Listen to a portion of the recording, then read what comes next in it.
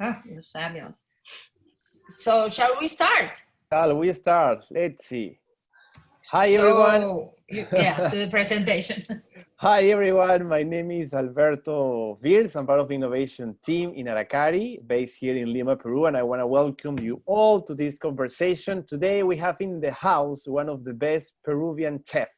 His name is Pedro Miguel Schiaffino, and his restaurants Malabar and Amas, as Helen was mentioning before, has been listed among the 50 best restaurants in Latin America in different opportunities, and he has received the American Express Icon Award last year.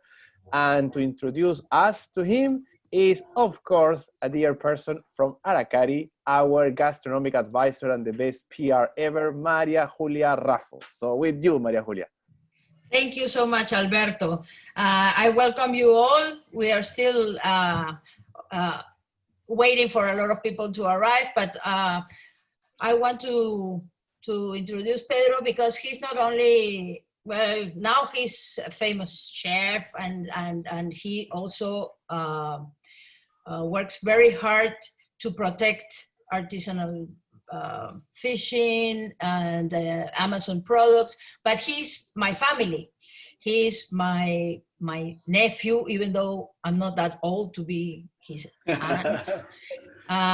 So Pedro, welcome to my home, to our home, to the Aracari home, and to our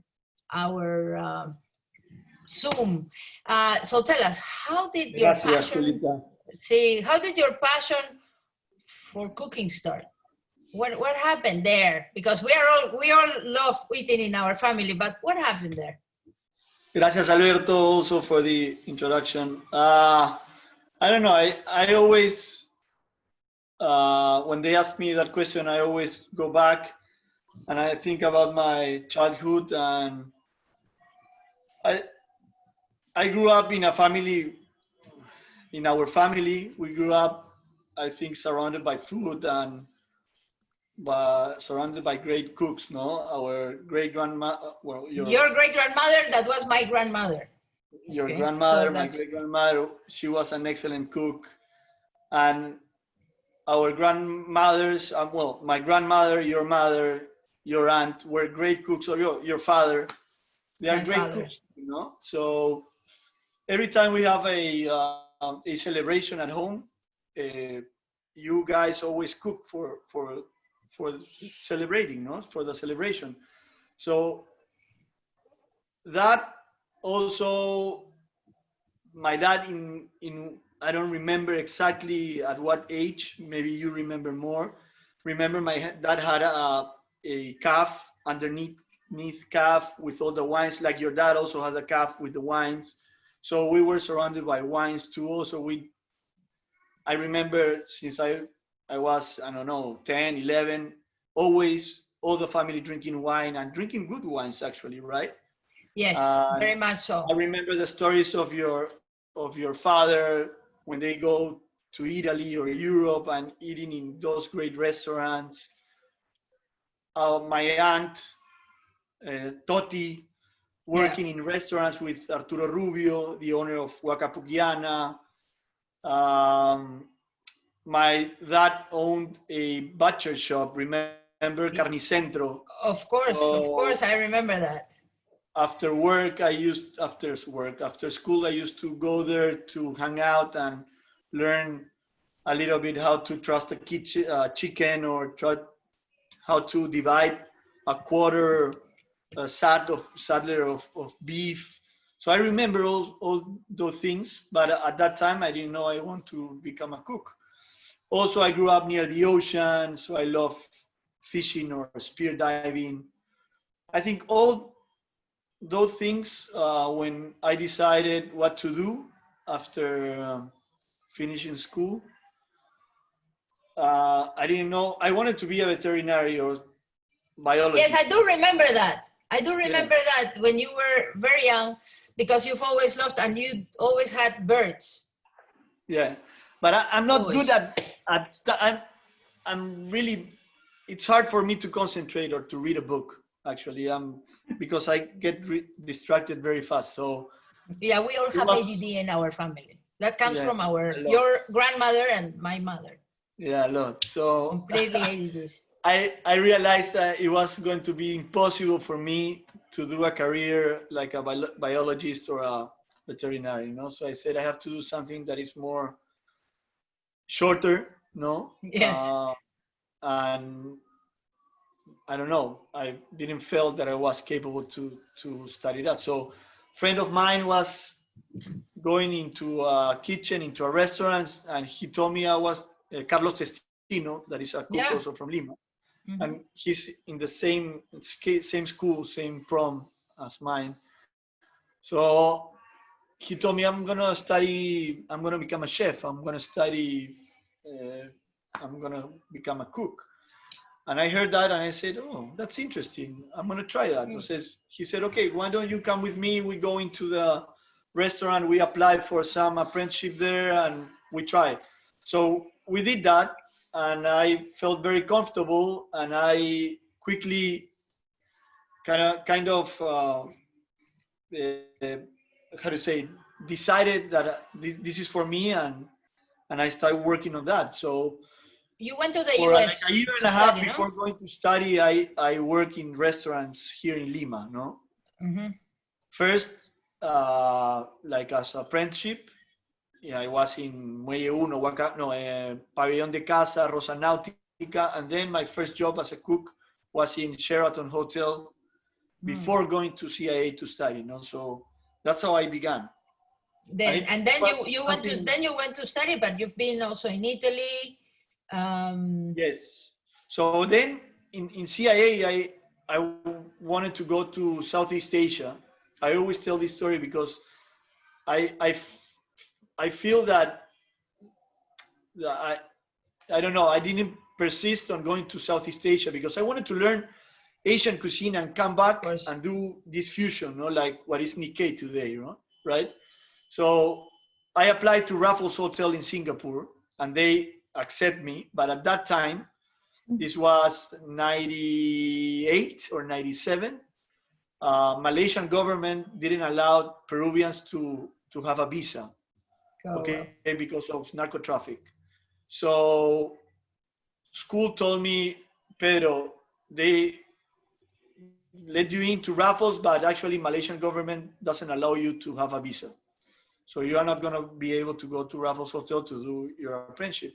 And for me, that was I'm going to go into Asia through Raffles in Singapore and then go to Thailand, or by Indonesia, all those countries to learn that food, that cuisine, and then come back.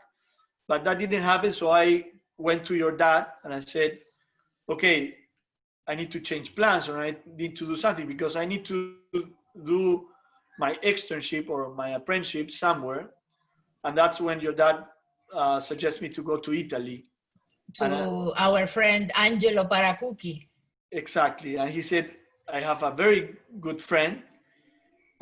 He's one of the best cooks in Italy.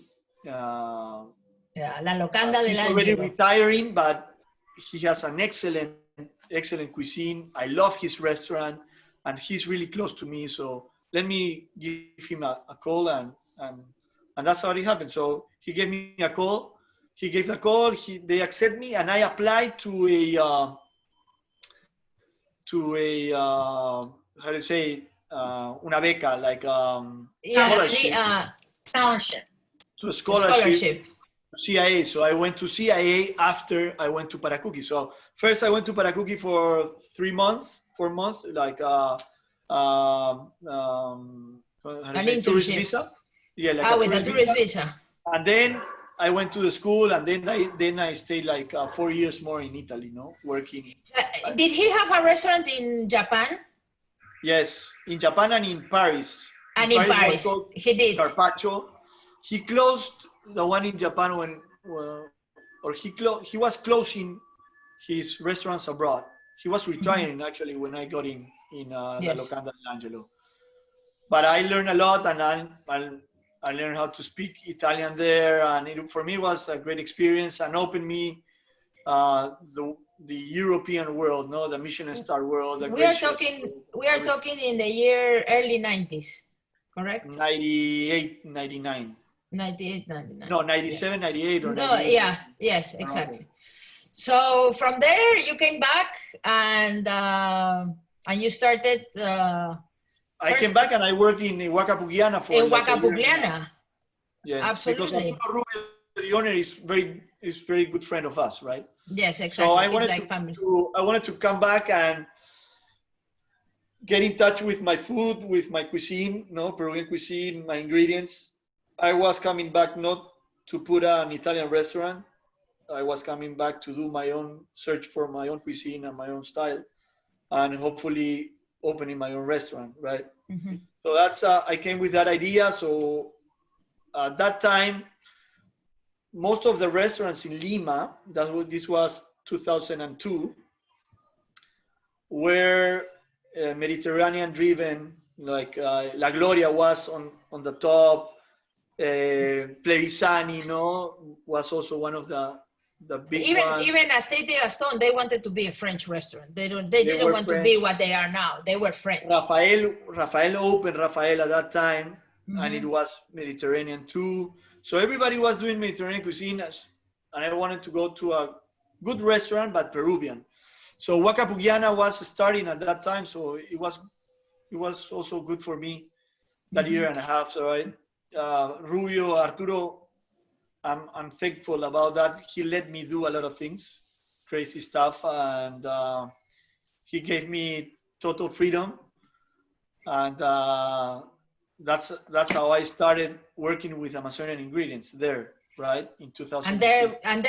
So now we go to this, your passion for the Amazon and rescuing, especially the paiche, that in English, I'm not sure about the name in English. It's no, it's called Arapaima is the scientific name, and in some places in Asia it's called Arapaima. Mm-hmm. But so paiche in the States, in some places it's called paiche. Mm-hmm. Pirarucu is in Brazil. Pirarucu in Brazil, yes. No? So the Amazon is such an amazing pantry, no? So yes, that's how I started. Actually, I was, I was caught by these ingredients that actually they were totally unknown for us at that time. So already remember Bernardo Rocarrey with the whole movement with Cucho La Rosa. With Cucho La Rosa, I was going to say, they were the pioneers of rescuing our heritage. No? Exactly, our ingredients and focusing on Andean cuisine, right? Or Andean mm-hmm. ingredients. So we already had a lot of, not knowledge, but we were in touch with Andean ingredients, but we didn't know anything about the Amazon. And we didn't, actually, in Lima, a lot of people at that time haven't seen an Amazonian product. Myself, I haven't seen until 2002, I haven't seen an Amazonian ingredient. I didn't know what was sacha culantro, ají dulce, cocona, charapita, camu camu, paiche, anything. And we didn't find them in markets. We didn't find them in any restaurants, actually formal or professional restaurants, right? So I started working with those ingredients, and that's where everything started, right? At that time. And I have a good friend. She's in the States, in New York, in New Jersey, actually. Her name is Maricel Presilla. She's a very famous cook. She has 2 restaurants, and she's a book author and excellent journalist. Has written 2 books about chocolate, expert in chocolate, in cocoa beans and everything. And she was always pushing me to go into that, no? So at that time, she used to came a lot to Lima. She went to La Huaca and saw me using all these ingredients, and she became very excited about it. And she said, Pedro, you have to go, you have to do this, you have to continue to use these things. And I have been always following her and following her also consejos, how to say advice, her advice, because and also we didn't know anything about Amazon. We only knew the Juanes, which is the least not interesting. Even that, I think not even that. Yeah. Yeah, but because it's in all of the jungle, no, the Amazon basin, everybody eats the Juanes, but it's not the least interesting of the dishes that. No, but if you nowadays I love Juanes, no, but at that time, yes, it was. It was like not so interesting. But now it's amazing how a lot of people, even if they don't have the Amazonian cooking, they use a lot of the products. And how we've managed to rescue the paiche, which was almost extinct, and no, that's yes, it's part of the pantry of a lot of the restaurants in Lima right now, no. So a lot of people love these ingredients, use them in a regular basis in their kitchens. Nowadays, you find them, a lot of them, you find them in markets, in local markets. In supermarkets, still you don't find them, but that's because there's not, it's hard to get them fresh and in a regular basis also. So, but I think soon they're gonna be more present in our kitchen.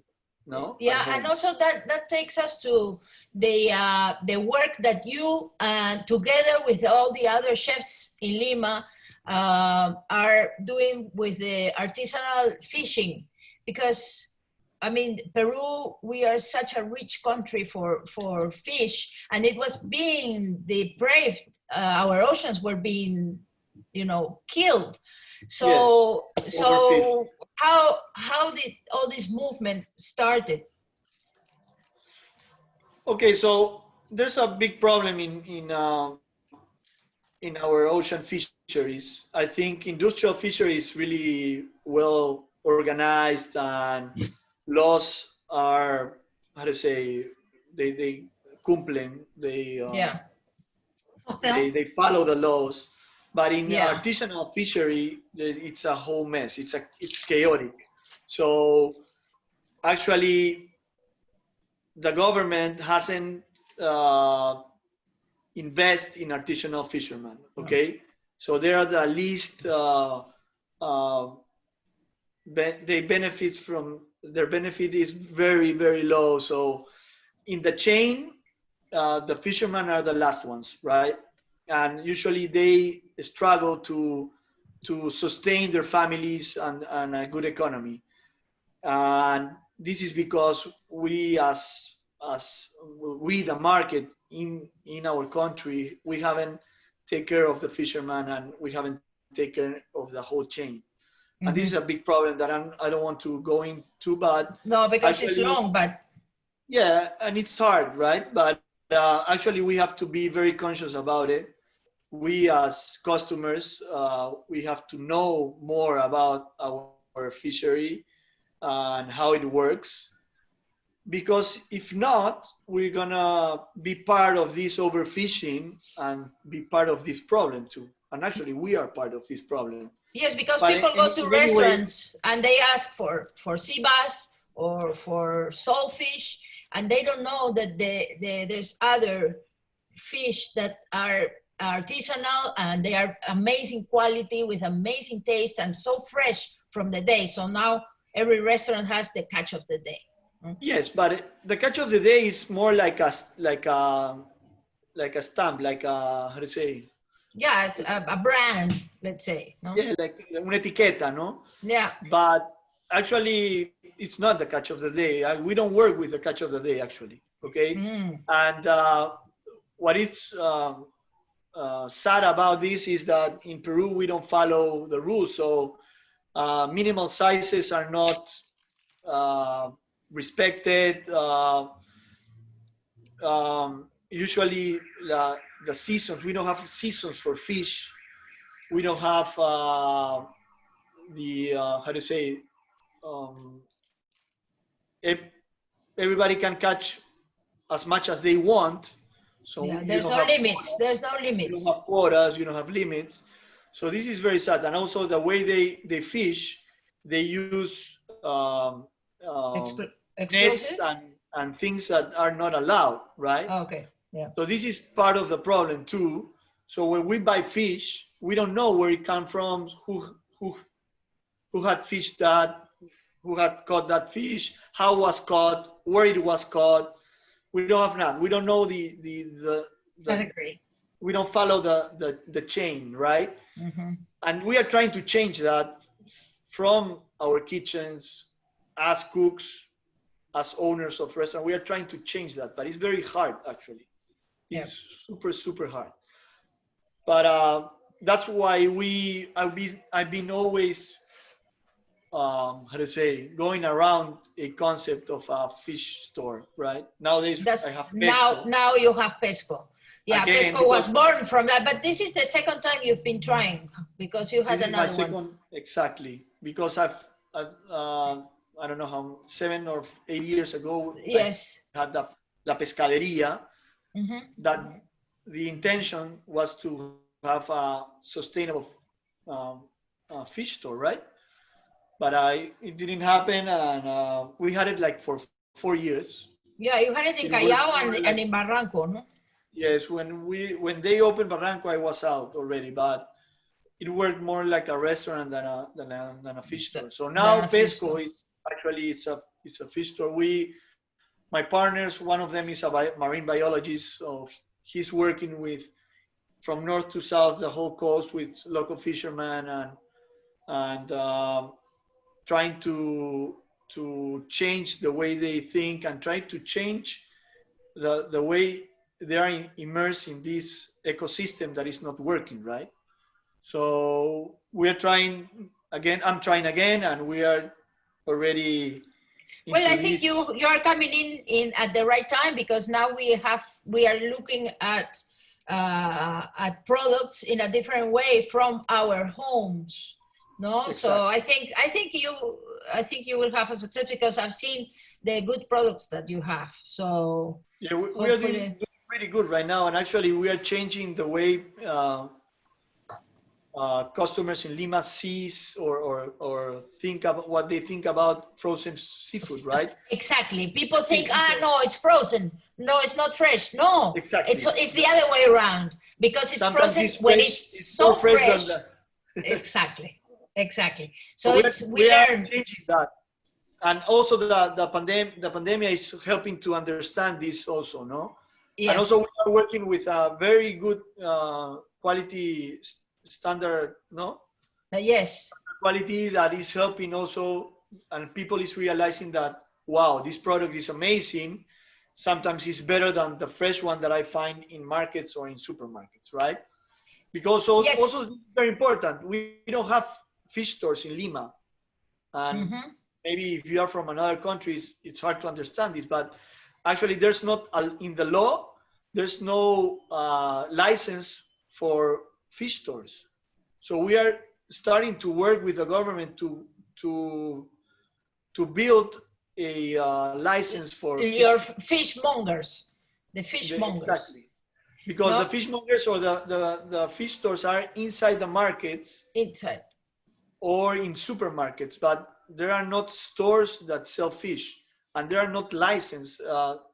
Municipalidad, the municipio, they don't give you a license to have a fish store. There's no rules for them. It's really strange, and even though certain markets have very good quality products, you never know where it's coming from. Exactly. So we are working on that. It's gonna take time, but I think we are doing pretty good right now. Actually, sales have been great, and the acceptance of people also, it's been great. Yeah. So what are you doing now? You're doing the deliveries. You're doing the catering, because you have an amazing catering company that I love, actually. Every time I have a party and there's Cafino Catering, it's the best. But so what are you doing now to be able to preserve and continue under all these circumstances? Well, Pesco is doing great, and we didn't thought of selling frozen fish from the beginning, so we had to change that. Actually, we thought we were gonna open the store with fresh fish, and we couldn't, so we started selling the frozen ones, and actually we learned a lot in these 3 months. And now next week we are opening the store with fresh catch of the day and fresh fish, of course, no? Okay, that's great. So this is gonna be also like a new step on Pesco, and hopefully we're gonna open a new store at the end of the year. So, and also we have a project very interesting that a lot of the servers from the restaurants in Lima are out of the game, Of course. actually, because we don't there's no service in the not restaurant. open in the restaurants, right? That's right. And in the delivery, they cannot work also. So we are creating this new how do you say brand? It's called Pesco en tu Barrio. Mm-hmm. So working with all the restaurants in Lima with the servers to give them a freezer and the products to sell them in their own neighborhoods. In their neighborhoods. So it's that's wonderful. That is wonderful, So because you are giving gonna them a chance to be able to work and create an income. Create an income and a very good income, and actually they're gonna be able to keep it even if they go reinserted in the restaurant again when they open. They're gonna be able to keep this as a side business and a side income also, no? And it's also not bad. It's an average income of 1,500 soles, no? That's very good. Like around $400. $400 more or less. Yeah, and that's very good because without doing nothing, right? Also, the good thing is that you are making available a very good product into other areas that is not also the high-end areas, but also massive, because that's very good. I mean, people everywhere, they love cooking and they love eating well, and that's family, so they be able to buy very good product. That's a great idea. Yes, and they are used to eat not so good quality product, right? Yeah. Fish, not so good quality fish. So we have to teach them also and tell them that they're gonna be able to get a very good quality fish. You know, so it's gonna be interesting. Now we are having troubles with the municipalidad. Yeah. And actually, the whole project, even the la parte contable, how to say? Yeah, the finance part, the financial part, the accounts. Take care of everything, the marketing, the financial part, everything. So we are a little bit having trouble with the municipalidad and a few things more, but hopefully in a couple of weeks, we're gonna be able to take this project. That's very important, especially for us in Aracari, because we try to, encourage people to help also the communities, the low-income people. So we are always trying to encourage that. So that's great. It's great news. Great news. Yes, this is nice. And then, well, with the catering, we before the pandemic, we thought of having a concept of prepared food to take home, right? And we never did it. So because we were busy. Too busy. In other things, but you were always busy. I'm always busy, but now with the pandemic, we realized that okay, it's time to build this, and so we launched this concept a week ago, I think, a couple of days ago. Yep. And it's a concept that is going to stay. It's not built for the pandemic. No, it was in the plan and it's staying. I think you will be very successful for that. Hopefully, and we have a lot of ideas that we're gonna try to make them happen. Hopefully soon. Yeah. Also, I love farming, and yes, I have a farm an hour from here in Mala. So, so a lot of the products that we were producing for us, for the restaurants and for the catering, now we are starting to sell them. So now we are selling we start selling 15 baskets, produce baskets a week. Now we are selling 35 a week. That's great. So the month we grew up. Maybe Alberto can put the picture of the arracachas. Yes. That picture is amazing. Yes, let's go with the pictures, because then you can see Pedro at what he loves, that it's in the middle of the jungle with the fish, and there we are. Tell us. So let's start with this one. So this is Pedro. This is where in. So this is usually what we do when we travel to the Amazon. We always eat with local family, in the local people.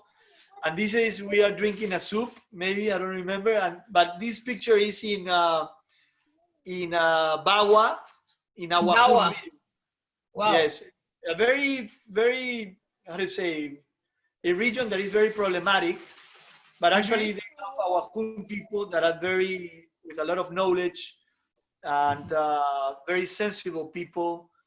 And their cuisine is fantastic. The amounts of products that they use in their diet is out of this world. And so this is one of the trips that we made to try. What happens when they give you something to try that you don't like?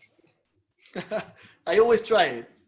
Yes. I always try it. And sometimes it doesn't go very well, no? But no, exactly. That thing is, okay, I'm gonna try this, and then no, even in a, how to say, it's not so healthy, not healthy. Exactly. Done in a way that is safe. Yeah, it's not so safe, but you have to try it, no? Sometimes I finished in the hospital like 2 times. Yes. So But this is in your. This is no, but this is where. This is in the jungle. This is also in the Amazon. Yes. I think. Well, this is Bijao leaves, the Amarantaceae family that we wrap the food with, and on the side there's a basil, the Amazonian basil. It's like a Thai basil. It's the basil that is used to saute meat in Vietnam and Thailand. No, of course. We share a lot of products with Southeast Asia in the Amazon. Really, right? I would love to have this so I can do my curries, Thai curries. So usually I take some seeds and I bring them to our farm, no? So. Or I can have some for my huerta here. Yes. So Okay.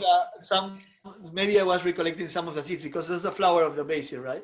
Yeah, But absolutely. Okay, next. So this is Escafino Catering. Yeah, that's a catering. One of the big events, maybe the CADE or. I don't remember this one, but yeah, some of the events. You had a lot of hair there. That was a long time ago, you see. We do these like live cooking demos or tables in the caterings or in the event. So this is one of them, no? Mm-hmm. And people love them because they have the chance to talk with us and to see in front of them what we are doing. Okay, so this is who you are. This is really who you are. I'm surviving there. No, that's you at your best because this is what you love to do. Hmm? Yeah, that's the river. The river is fantastic, no? You've been in the Amazon also. Many times.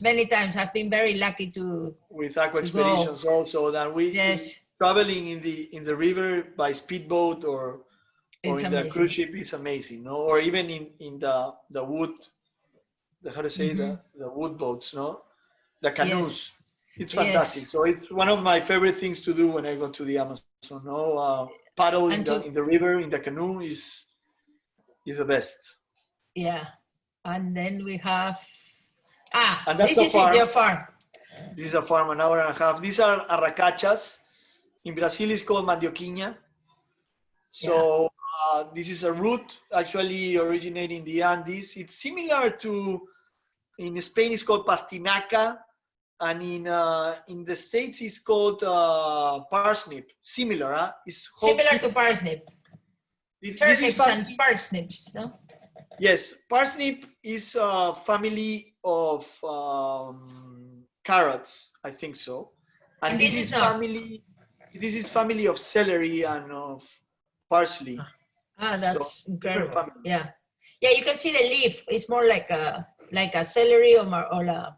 Yes, and it's the leaves are really good actually, and salads with those are great. And the roots has one of the finest starches. So it's very good for baby food, for example. Ah, great. And it's delicious. And there are like 3 or 4 types of these arracachas in. This, I haven't seen so beautiful ones.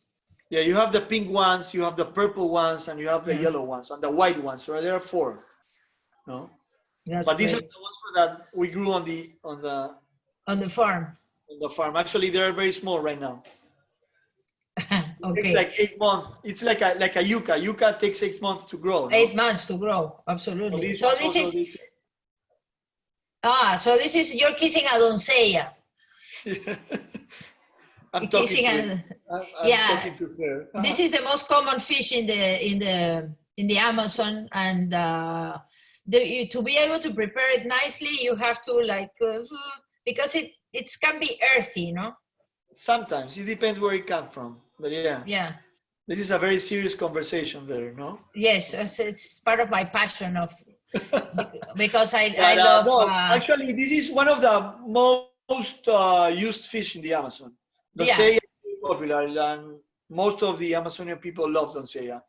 There are like 200 types of catfish in the Amazon, no? Yeah, los bagres, no?